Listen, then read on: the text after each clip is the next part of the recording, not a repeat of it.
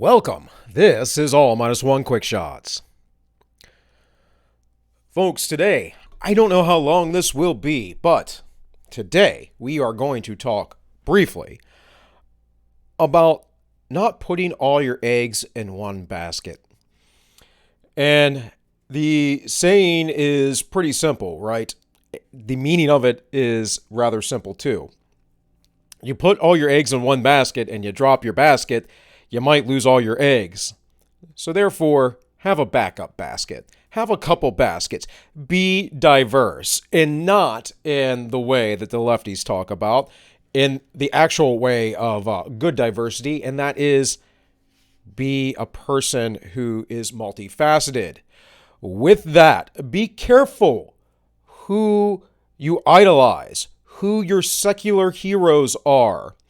Now, I am a personality on the interwebs, so obviously some people may or may not idolize me or hate me. They may be disappointed in something that I say at some point or another.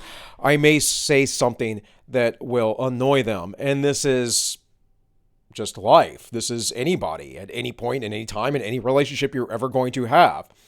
And yes, if we are talking in any real sense, we have a relationship here. I'm talking to you, and many of my regular viewers, actually, I converse with when I can, when I'm available, outside of the channel, in fact. So, what is the point here? What am I talking about? Well, when you are not diverse, and you look at a person for leadership or ideas or direction, what happens? Well, you go and you idolize that person and they have all the answers for you and you miss something. You're not aware of something. You'll get mad at what they say and you no longer want to listen to them and you feel lost because you're not diverse as an individual and you go through a sort of identity crisis on a low level, very low level. But you don't know what to think. You don't know where to go. And here at this point, you're more susceptible to being brought into something that is actually negative for you and destructive. And the reason why, simply, is because you already had a negative, destructive outlook. You shouldn't be idolizing secular heroes, folks.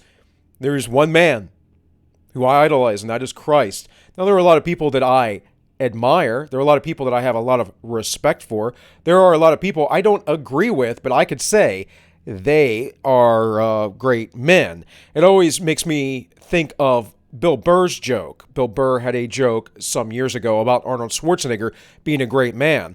Now, I love Arnie in the movies, at least back in the day, in the 80s during his heyday, or the early 90s. I am a fan of the movie Pumping Iron. I think it's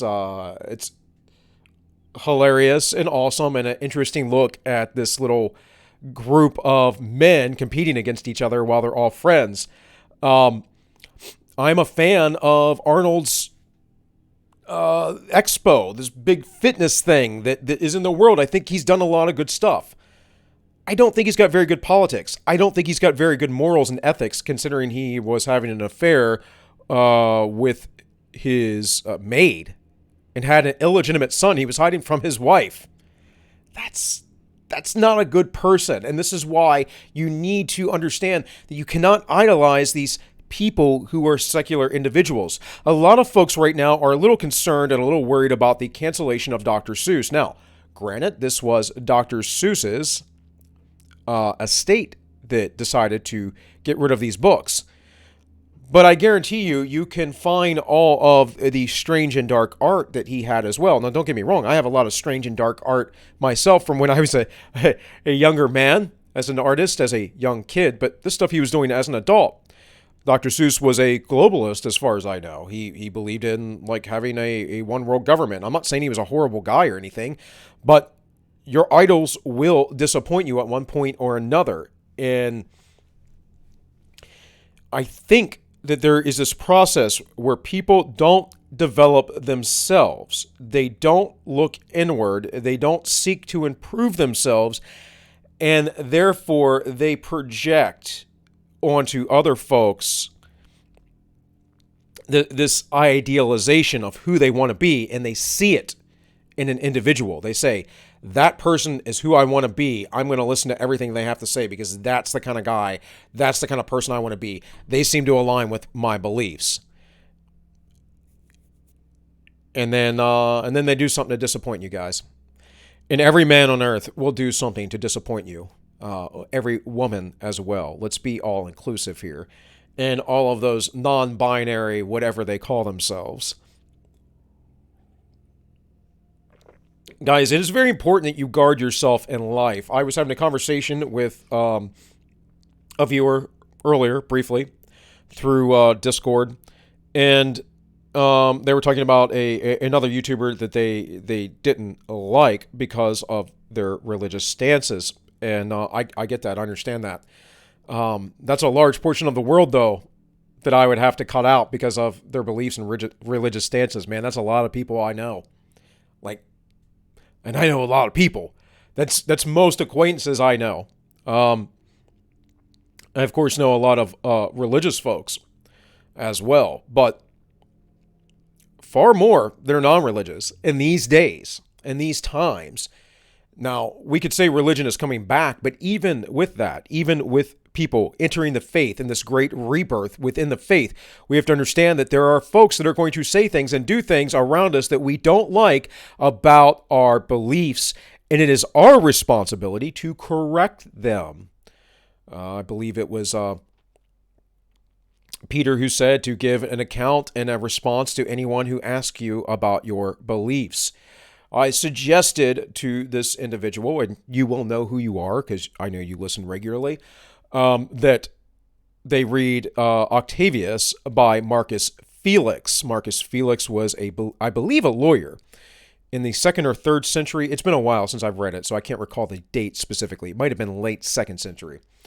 And he was a Roman citizen, and he was on vacation with one of his employees and a friend. And if I have this right, if I recall correctly, his friend was a pagan and thought all of these horrible, crazy things about Christians. And they had a conversation, a debate. And by the end of the debate, Marcus's friend, Octavius, decided that he was going to be a Christian because that was the true way. And folks, the reason why I mentioned to him to read this is to understand that we keep people in our lives unless they are toxic. If someone is doing something toxic to you, if they are abusing you, then you need to cut them out for sure. If they won't listen to you, then cut them off. Do not cast your pearls before swine. But otherwise, if you can be cordial, remain cordial, and be an example to them, perhaps you will convict them one day, or perhaps they will come to you and say, I didn't realize the error of my ways, but I see the joy and stability in your life, even amongst the chaos. And it makes me wonder, it makes me wish to inquire what you have that I do not. And friends, that will happen. And so all this kind of ties in together, right? You must diversify yourself. Do not idolize people. And do not cut people out unless they are toxic to you, unless there's just no getting through to them, unless you feel as if you have no recourse. Mind your manners and your words around them, though, as well. And this comes together in something like this. When you idolize folks, you create a god for yourself, and you should not do that in any man. When you are not diverse, you open yourself up to basically an ability to have a weakness or a chink in your armor. Now, don't get me wrong. We all have weaknesses. We should actually embrace those weaknesses, strengthen them to the point that we can, and embrace them and know what they are and be open about them. See, hiding weaknesses is a whole nother thing. You shouldn't do that because Trust me, they'll come out and people will find them, and you will be far worse off trying to hide what your weaknesses are because you haven't fortified them and because you haven't acknowledged them yourself. It'll be more emotionally traumatizing. But anyways, you need to be diversified in case something that you believe or think or some part of you fails. It doesn't work. And it works the same with who you are watching, respecting, who you might be idolizing. And this is kind of an intangible thing for me because I don't really idolize a lot of anybody really that I can think of. Perhaps I did at some point in the past, but I don't have these heroes in my mind of men. Now, again, I have a lot of respect for certain men, but I know how flawed all men are. Look at all of the patriarchs of the Bible. Every single one of them was a horrible person. Pretty much. At some point, they did something pretty bad, right? They may not have been a horrible person through and through, but they did flawed things. And you will do flawed things as well. And that is part of your humanity. So, guys, be diverse. Do not idolize whoever you see as a leader in your life or whoever you are listening to. Realize that I'm just a man and anyone else is as well. Or realize that no one is perfect. Be ready to go with the ebb and flow of things. If you get upset with what someone has to say, think about why that is upsetting you. Think, perhaps, is that something that you are weak in? If someone is challenging your knowledge and that upsets you, or they say something that upsets you, ask yourself, is that because I cannot defend myself properly? Or is that a weakness of mine? Or is it because they're just a jerk, right? That could be true. It could just be a jerk. I don't know. I tend to be one to agree to disagree with folks as much as possible. I don't claim to have all knowledge and all truth. That's just not a thing that anyone can have. And I am very forgiving of folks as long as they do not directly poison my life. So again, guys, watch who you idolize. Be careful about who you idolize in the secular world because you might just find out they're not who you actually think that they are. Diversify yourself. That is, have many interests, have many skills. Be more than a one-trick pony. And guys, do not cast off and discard folks unless you know they are utterly toxic to your existence. That's pretty much it, guys. That's pretty much all I have to say for today. Hey, this is March 17th, 2021.